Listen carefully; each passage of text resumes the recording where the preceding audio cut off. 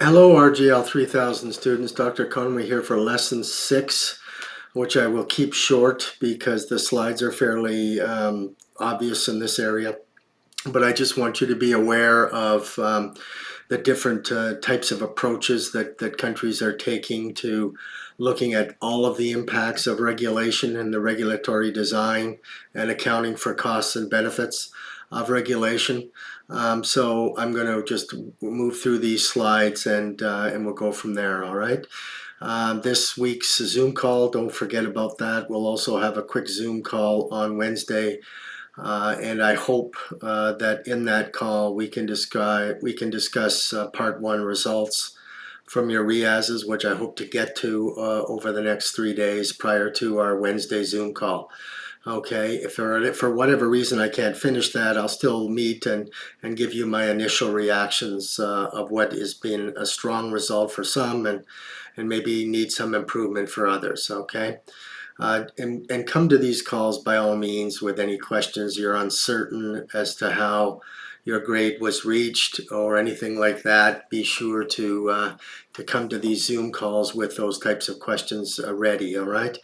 So we don't want to waste the Zoom calls. Then the week after, this week, next week, in other words, we have our break week, right? So you have your exam in 3300 this week, a break week, and then the exam in RGL 3000 the week after, all right? So let's just get started on this particular topic, methodological approaches that address additional aspects of the impacts of regulation, okay? Now, there are many examples of organizations that have started to move to consider all of these things. In fact, one of the leading countries of that was Canada in terms of the Mackenzie Valley Pipeline review, where many of the methodologies that ended up informing both Canadian approaches but also international approaches were established in the Mackenzie Valley Pipeline review. And some of those readings are in your reading list. And the reason that so much was developed is because the development in that area was having such a social and cultural as well as an environmental impact in addition to an economic impact.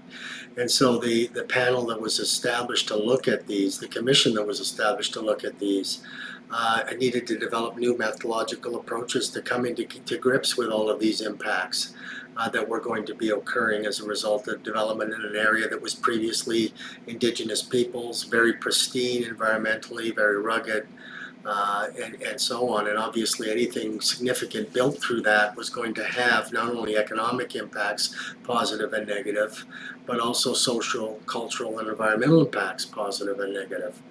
Okay, so that whole process started to develop integrated approaches to socioeconomic analysis, all right? But it came with significant challenges, okay? Trying to integrate all of those factors, social, environmental, cultural, along with the economic, in any singular study poses unique challenges. And that's why a lot of countries struggle with taking all of those factors into account in one regulatory impact assessment, for example. And I mean, that will continue to be a problem because we're now dealing with a multiplicity of skill sets to analyze these things. We're dealing with a broader range of stakeholders. We're dealing with a broader range of technical questions whenever you try to integrate that many studies. Because rarely does one expert or one agency have all of those qualifications. If you go to Industry Canada, they will need to appeal to Environment Canada, to Indigenous Affairs units, to all different types of organizations around the government to consider all those factors. They don't have all the staff within that one organization that will be able to consider all of those issues. Same applies to Environment Canada. Environment Canada needs to appeal to other departments, other areas of expertise, NGOs, and so on, to complete these more comprehensive studies. And we see that in the environmental impact assessment regime. Okay. So, and so in Canada has not moved as far, for example, as the EU has in integrating all of these considerations, because it's a complex scenario in a country like Canada that is so diverse, both biophysically, economically, and even culturally in some instances. To be able to have one study that takes into account all of that diversity is a very difficult proposition. All right.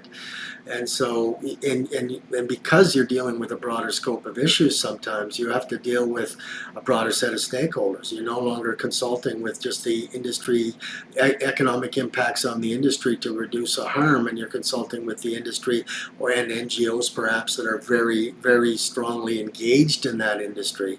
Like when you're dealing with pharmaceuticals, you're also dealing with public health agencies or public health NGOs. But now, if you're doing a major regulatory change and you need to consult and you're doing an integrated study, you could be having to consult from everything from local community groups in a city all the way to indigenous groups in another location entirely in the in the Yukon. Or any number of different issues, which creates all kinds of additional data demands, all kinds of additional consultation demands, and so on. And data needs quickly become very, very diverse and intensive.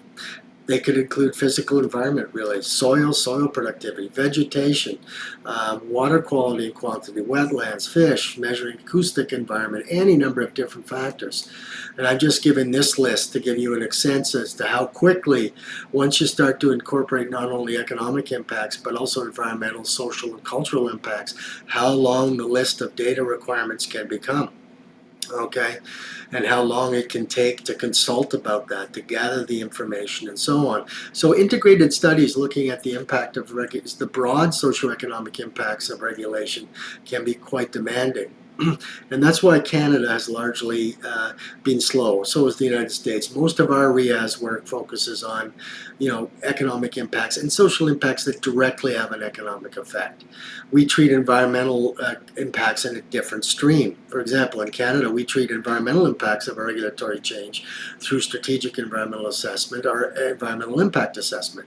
The two being SEA focuses on policy at the policy and program level, assessment level, and EIA focuses on physical impacts, so physical infrastructural impacts of a development. But you can see a singular EIA can be a multi-year research project, let alone including all the other factors that could be impacted. Okay, but over the last 10 to 15 years, OECD countries have gradually begun to look at regulatory impact assessment studies that in an integrated way. Okay, since 2003, for example, the European Commission has given itself an obligation to carry out impact assessments, analyze economic, social, environmental impacts in one integrated framework.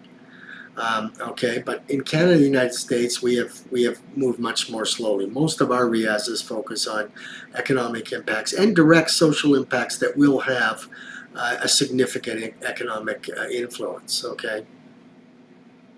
And we've decided to deal with the environmental questions through SEA and EIA. And if there are particularly unusual cultural or social impacts, we tend to convene special studies for that kind of thing, rather than requiring it to be integrated into the RIAS. Okay, and as I was saying, some of the leading work on integration, ironically, even though Canada has not moved to full integration the way the EU has, a lot of the early development in this area was actually the Mackenzie Valley Review Board, okay, which developed a lot of the methodologies. And numerous tools have been evolved to consider different factors. I mean, the list is very long. Just in the environment area, different methodological approaches are possible. Excuse me. Like ecological footprint, strategic environmental assessment, environmental impact assessment, life cycle assessment, valuing ecosystem services. There's numerous tools that have been methodological tools that have been developed. Same thing applies to cultural and social impacts. And where a lot of the methodologies have been developed from very wide-ranging things. Mackenzie Valley, as I said, but also, the World Bank and UN agencies for resettlement projects, right? For dealing with water and health issues when we resettle large populations and so on. All of these things have developed very diverse tools. And not very many government organizations are going to be able to understand the full scope of those tools or have the experts to do it. And therefore, doing integrated studies of regulatory impacts is very demanding, expensive, time consuming, requires a different way of thinking about the way governments do this. And there needs to be enough value in there to motivate politicians or political leaders to develop that capacity. And so far in Canada, I think most of our RIASs still focus on direct economic impacts and socioeconomic impact and more immediate socioeconomic impacts of a regulation that's trying to address a harm. Okay? And so it's important to understand these distinctions, but that does not mean that we do treat systematically the environmental impacts through SEA and EIA. But social and cultural impacts, as I said, they tend to be situational. In other words, if it looks like a development is going to have a major social or cultural impact, then there will be studies done in this area, and there will be, because ministers will require it before they'll approve the regulation. But it's less systematic than you'll find dealing with the more direct economic impacts of a regulation and the more direct environmental impacts of a regulation. And so social and cultural consequences tend to be, like I say, it depends upon the nature of the regulation. It depends upon whether politicians feel that there's going to be enough of a political backlash if those issues are not adequately studied. Okay, and that's what essentially happened in the Mackenzie Valley Review Board, and that's essentially what's happening with some pipeline assessment work.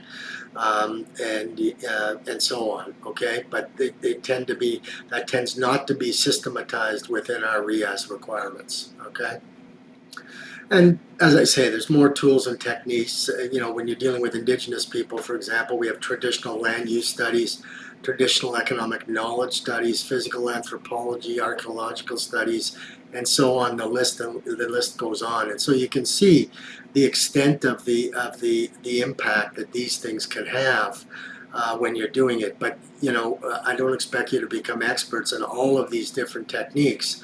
But I do expect you to be sensitive to the fact that when you're developing a regulation, yes, we're doing our RIAS. Yes, we will need to do an SEA if we anticipate major environmental impacts of a regulatory change. And sometimes we have to do an environmental impact assessment for the physical results of a regulatory change. But generally, we would only do the cultural and social type impact studies when one expects that there would be a significant social or cultural impact of a regulatory decision, and that social and cultural impact is likely to cause issues with respect to the legitimacy of that regulation. And so therefore our politicians will ask for more detailed studies of these impacts, or the regulatory department would certainly insist, because they don't want to advance a regulation that does not have any high levels of public legitimacy and may result in lower levels of voluntary compliance, which you learned about last term. So remember, all regulations will, to one extent or another, have economic, environmental, social, and cultural impacts. In Canada, we have systematized the study of the economic impacts through a RIAS. The environmental impacts, if it's determined that a regulation will have an impact on the environment, we have to do an SEA or an EIA or both. When it comes to cultural and social impacts, we tend to look at those depending upon the circumstances at hand.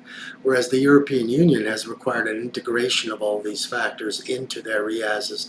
In Canada and the United States, we still tend to treat them separately. But all regulators need to be aware of these things, because there's still a reality whether we treat them in an integrated manner or in a separate manner. Okay, so these are the key points I want you to get across to you today. Read the slides, obviously, and then we can go from there. All right, so we'll talk to you Wednesday. Like I say, I hope to have, if not all of them graded by Wednesday, a good chunk, and I'll be able to provide you some feedback in the Zoom call if you wish. If you come with questions, I will give you my overview, but if you come with questions, we can use the whole time or only part of the time on Wednesday. Don't forget that you have your exam for RGL 3300 this week, okay? and we'll go from there. All right, so we'll talk to you this week on our Zoom calls. Bye-bye now.